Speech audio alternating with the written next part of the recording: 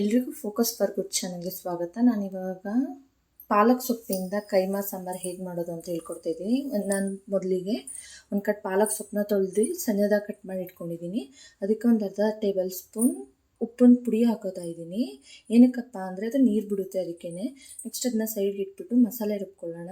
ಸ್ವಲ್ಪ ಕಾಯಿ, ಹಸಿಮೆಣ್ಸಿಕಾಯಿ, ಶುಂಠಿ ಬೆಳ್ಳುಳ್ಳಿ, ಕೊತ್ತಂಬರಿ ಮತ್ತು ಒಂದು ಈರುಳ್ಳಿ ಎಲ್ಲನೂ ಹಾಕ್ಕೊಂಡು ಸ್ವಲ್ಪ ನೀರು ಆ್ಯಡ್ ಮಾಡಿಕೊಂಡು ತರ್ತರಿಯಾಗಿ ಗಟ್ಟಿ ರುಬ್ಕೋಬೇಕು ಮಸಾಲೆನ. ನೋಡಿ, ಇದು ಎಷ್ಟು ನೀರು ಬಿಟ್ಟಿದೆ ಪಾಲಕ್ ಸೊಪ್ಪು. ಈಗ ನೀರೆಲ್ಲನೂ ಶೋಧಿಸ್ಕೋಬೇಕು. ಇಷ್ಟು ಡ್ರೈ ಆಗುತ್ತೆ ನೀರೆಲ್ಲ ತೆಗೆದ್ರೆ. ಇಷ್ಟು ನೀರು ಬಂದಿದೆ ನೋಡಿ, ಒಂದು ಅರ್ಧ ಲೋಟದಷ್ಟು. ನೆಕ್ಸ್ಟ್ ರುಬ್ಬಿರೋ ಮಸಾಲೆಯಲ್ಲಿ 2 ಸ್ಪೂನ್ನ ಪಾಲಕ್ ಸೊಪ್ಪಿಗೆ ಹಾಕಬೇಕು. 2 ಸ್ಪೂನ್ ಪಾಲಕ್ ಸೊಪ್ಪಿಗೆ ಹಾಕೋತಾ ಇದ್ದೀನಿ ಮಸಾಲೆನ. ನೆಕ್ಸ್ಟು ಸ್ವಲ್ಪ ಚಿಲ್ಲಿ ಪೌಡರ್, ಧನಿಯಾ ಪೌಡರ್, ಸ್ವಲ್ಪ ಉಪ್ಪು ಎಲ್ಲನೂ ಮಿಕ್ಸ್ ಮಾಡಿ ಚೆನ್ನಾಗಿ ಕಲಿಸ್ಕೋಬೇಕು. ಇದೆಲ್ಲ ಮಿಕ್ಸ್ ಮಾಡಿದ ತಕ್ಷಣ ನಾನಿಲ್ಲಿ 1 ಬೌಲ್ ಹುರುಗಡ್ಲೆನ ಪೌಡ್ರ್ ಮಾಡಿ ಜರಡಿ ಮಾಡಿ ಇಟ್ಕೊಂಡಿದ್ದೀನಿ. ಅದಕ್ಕೆ 3 ಸ್ಪೂನ್ ಹಾಕೋತಾ ಇದ್ದೀನಿ ಪಾಲಕ್ ಸೊಪ್ಪಿಗೆ. ಅದನ್ನು ಹಾಕ್ಕೊಂಡು ಚೆನ್ನಾಗಿ ಮಿಕ್ಸ್ ಮಾಡ್ಕೋಬೇಕು, ಕಲಿಸ್ಕೋಬೇಕು. ಅದು 1 ಬೌಲ್ ನಾನು ಮಾಡಿಟ್ಕೊಂಡಿದ್ನಲ್ವ, 1 ಬೌಲ್ ಕಡಲೆ ಹಿಟ್ಟು, ಅದೆಲ್ಲ ಫುಲ್ ಆಯಿತು. ಇಷ್ಟು ಗಟ್ಟಿ ಕಲಿಸ್ಕೋಬೇಕು. ಅದನ್ನು ಬಾಲ್ ಮಾಡಿದ್ರೆ ಬಾಲ್ ಬರಬೇಕು ಈ ರೀತಿ ಗಟ್ಟಿಗೆ. ನೋಡಿ, ಉಂಡೆ ಎಷ್ಟು ಗಟ್ಟಿಗೆ ಬರುತ್ತೆ. ಈ ರೀತಿ ಕಲಿಸ್ಕೊಂಡು ಸೈಡ್ ಇಟ್ಕೋಬೇಕು. ನೆಕ್ಸ್ಟ್ ಒಂದು ಪಾತ್ರೆಗೆ 3 ರಿಂದ 4 ಟೇಬಲ್ ಸ್ಪೂನ್ ಎಣ್ಣೆ ಹಾಕೋತಾ ಇದ್ದೀನಿ. ಅದಕ್ಕೆ ರುಬ್ಬಿರೋ ಮಸಾಲೆ ಹಾಕೋತಾ ಇದ್ದೀನಿ. ಅದು ಮಸಾಲೆ ಸ್ವಲ್ಪ ಹಸಿ ಸ್ಮೆಲ್ ಹೋಗೋವರೆಗೂ ಚೆನ್ನಾಗಿ ಹುರ್ಕೋಬೇಕು. ಅದರಲ್ಲಿ ಶುಂಠಿ, ಬೆಳ್ಳುಳ್ಳಿ, ಈರುಳ್ಳಿ ಎಲ್ಲ ಇರುತ್ತಲ್ವಾ, ಅದರದ್ದೆಲ್ಲ ಹಸಿ ಸ್ಮೆಲ್ ಹೋಗಬೇಕು. ಹಸಿ ಸ್ಮೆಲ್ ಹೋಗೋವರೆಗೂ ಸ್ವಲ್ಪ ಹಂಗೇನೆ ಹುರ್ಕೋತಾ ಇರಬೇಕು. ಲೋ ಫ್ಲೇಮಲ್ಲೇ ಇಟ್ಕೊಂಡಿರಬೇಕು. ಕಾಯಿ ಹಾಕಿರ್ತೀವಲ್ವ, ತಳ ಹತ್ಬಿಡುತ್ತೆ ಅದಕ್ಕೇ. ನೋಡಿ, ಚೆನ್ನಾಗಿ ಫ್ರೈ ಆಗ್ತಾ ಇದೆ. ನೆಕ್ಸ್ಟ್ ಇದಕ್ಕೆ ಹಿಂಗೆ ಚೆನ್ನಾಗಿ ಕುದಿ ಬಂದಮೇಲೆ, ಚೆನ್ನಾಗಿ ಫ್ರೈ ಆದಮೇಲೆ ಇದು ನೆಕ್ಸ್ಟ್ ಇದಕ್ಕೆ 1 ಟೊಮೊಟೊನ ಪೇಸ್ಟ್ ಮಾಡಿ ಪ್ಯೂರಿ ಮಾಡಿ ಇಟ್ಕೊಂಡಿದೆ. ಅದನ್ನು ಹಾಕ್ಕೊಂಡು ಅದನ್ನು ಸ್ವಲ್ಪ ಒಂದು 2 ರಿಂದ 3 ನಿಮಿಷ ಫ್ರೈ ಮಾಡ್ಕೋಬೇಕು. ಅದ್ರದ್ದು ಸ್ವಲ್ಪ ಹಸಿ ಸ್ಮೆಲ್ ಹೋಗಬೇಕು. ಅದು ಫ್ರೈ ಆದಮೇಲೆ ನೆಕ್ಸ್ಟ್ ಧನಿಯಾ ಪೌಡರ್, ಚಿಲ್ಲಿ ಪೌಡರ್ ಮತ್ತು ಸ್ವಲ್ಪ ಗರಂ ಮಸಾಲ ಪೌಡರ್ ಎಲ್ಲ ಆ್ಯಡ್ ಮಾಡಿಕೊಂಡು ಹಾಗೇನೆ ತಿರುಗಿಸ್ಕೋಬೇಕು. ಅದನ್ನು ಒಂದು ಸ್ವಲ್ಪ 2 ರಿಂದ 3 ನಿಮಿಷ ಹಂಗೆ ತಿರುಗಿಸ್ಕೊತಾ ಇರಬೇಕು, ಸುತ್ತ ಎಣ್ಣೆ ಬಿಡೋವರೆಗೂ. ನಿಮಗೆ ಚಪಾತಿ, ದೋಸೆ, ರೊಟ್ಟಿಗೆ ಏನಾದರೂ ಬೇಕು ಅಂದರೆ ಒಂದು ಸ್ವಲ್ಪ ಗಟ್ಟಿಗೆ ಮಾಡ್ಕೊಳ್ಳಿ ಗ್ರೇವಿನ. ನಾನು ಅನ್ನಕ್ಕೆ ಮಾಡ್ಕೋತಾ ಇರೋದು. ಸ್ವಲ್ಪ ಸಾಂಬಾರು ಟೈಪ್ ಮಾಡ್ಕೋತಾ ಇದ್ದೀನಿ. ನಾನೊಂದು ಸ್ವಲ್ಪ ನೀರು ಆ್ಯಡ್ ಮಾಡ್ಕೊಂಡು ಬೇಯಿಸ್ಕೊತಾ ಇದ್ದೀನಿ ನೋಡಿ ಇಲ್ಲಿ.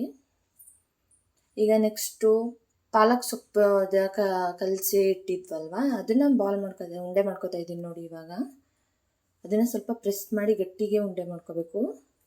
ಅದು ಒಡಿಬಾರ್ದಲ್ವ, ಸ್ವಲ್ಪ ಗಟ್ಟಿಗೇನೆ ಉಂಡೆ ಮಾಡ್ಕೊಳ್ಳಿ.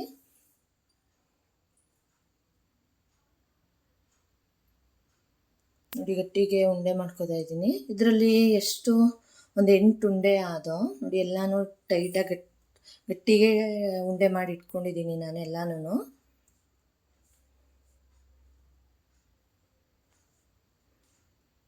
ನೆಕ್ಸ್ಟ್ ಇದಕ್ಕೆ ಅದು ಗ್ರೇವಿ ಎಲ್ಲ ಚೆನ್ನಾಗಿ ಕುದೀತಾ ಇದೆ. ಅದು ಸುತ್ತ ಎಲ್ಲ ಎಣ್ಣೆ ಬಿಡಬೇಕು ನೋಡಿ. ಇವಾಗೆಲ್ಲ ಸುತ್ತ ಎಣ್ಣೆ ಬಿಟ್ಟಿದೆ. ಅದನ್ನು ಸ್ವಲ್ಪ ತಿರುಗಿಸ್ಕೊಂಡು ಸ್ವಲ್ಪ ಹಂಗೆ ತಿರುಗಿಸ್ಕೊತಾ ಇರಬೇಕು, ತಳ ಹತ್ಬಿಡುತ್ತಿಲ್ಲ ಅಂದರೆ. ಅದನ್ನೆಲ್ಲ ತಿರುಗಿಸ್ಕೊಂಡು ನೀಟಾಗಿ ನೆಕ್ಸ್ಟ್ ಅದ್ರ ಮೇಲೆ ಒಂದು ತಟ್ಟೆ ಇಟ್ಟು ಅದು ಬಿಸಿ ಆದಮೇಲೆ ಇಲ್ಲಿ ರೆಡಿ ಮಾಡಿ ಇಟ್ಕೊಂಡಿರೋ ಉಂಡೆಗಳನ್ನ ಅದ್ರ ಮೇಲೆ ಇಡಬೇಕು.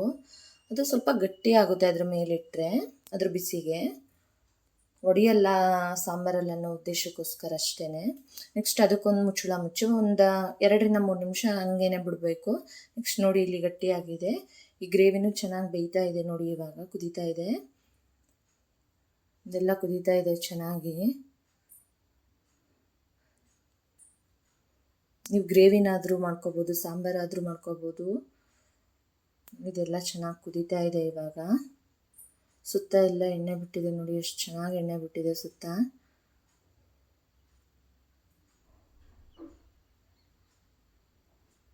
ಎಲ್ಲ ಚೆನ್ನಾಗಿ ಕುದೀತಾ ಇದೆ. ನೆಕ್ಸ್ಟ್ ಇದಕ್ಕೆ ಬಾಲ್ಸ್ನ ಹಾಕೋಬೇಕು.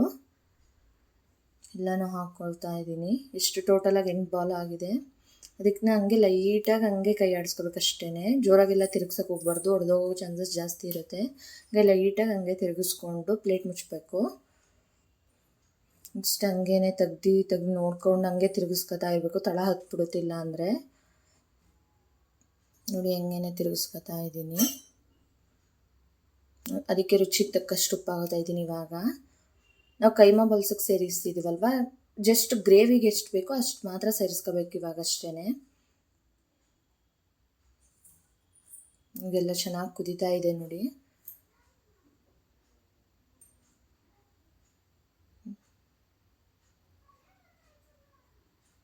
ಚೆನ್ನಾಗಿ ಕುದೀತಾ ಇದೆ ಇವಾಗ. ಇದು ಎಲ್ಲ ಸುತ್ತ ಎಣ್ಣೆ ಬಿಡಬೇಕು, ಇನ್ನೊಂದು ಸ್ವಲ್ಪ ಬೆಂದು. ನೋಡಿ ಸುತ್ತ ಎಲ್ಲ ಎಣ್ಣೆ ಬಿಟ್ಟಿದೆ. ಇದಾಗಿದೆ ಇವಾಗ. ನೋಡಿ ಸುತ್ತ ಎಲ್ಲ ಎಷ್ಟು ನೀಟಾಗಿ ಎಣ್ಣೆ ಬಿಟ್ಟಿದೆ ನೋಡಿ. ಪ್ಲೇಟಿಗೆ ಸರ್ವ್ ಮಾಡ್ಕೊಂಡಿದ್ದೀನಿ. ತುಂಬ ಚೆನ್ನಾಗಿ ಬಂದಿದೆ. ಒಂದು ಸಲ ಟ್ರೈ ಮಾಡಿ ನೀವು ಕೂಡ. ಅನ್ನದ ಜೊತೆ, ರೊಟ್ಟಿ ಜೊತೆ, ಚಪಾತಿ ಜೊತೆ ಎಲ್ಲಾದ್ರ ಜೊತೆನೂ ಒಳ್ಳೆ ಕಾಂಬಿನೇಷನ್ ಅಂತಲೇ ಹೇಳ್ಬೋದು. ಮತ್ತೆ ನೆಕ್ಸ್ಟ್ ವಿಡಿಯೋದಲ್ಲಿ ಸಿಗೋಣ.